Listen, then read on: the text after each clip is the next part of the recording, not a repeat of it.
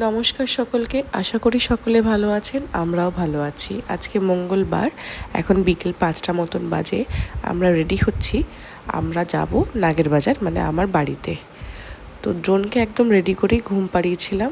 আমরা রেডি হয়ে গেছি, ড্রোনকে ঘুম থেকে তুলে নিয়েছি।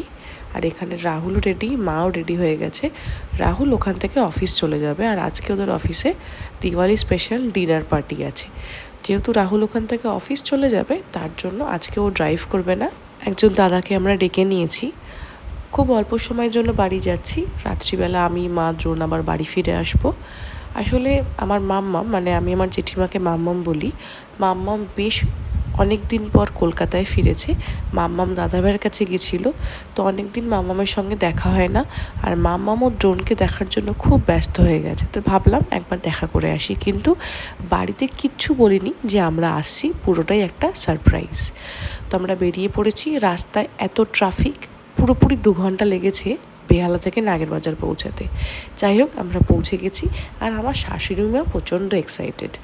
যাই হোক, এবার মায়েদের রিয়াকশানগুলো দেখার মতন। আমার মাই দরজা খুলেছিল, আমাদের দেখে আনন্দে আত্মহারা হয়ে গেছে। নাতিকে পেয়ে খুব খুশি আমার মা। আর ওখানে দাঁড়িয়ে আছে আমার মাম্মাম। অনেক দিন পর মামামের সঙ্গে দেখা হলো। মাম্মাম দ্রোণকে দেখে কোলে নিয়ে নিয়েছে।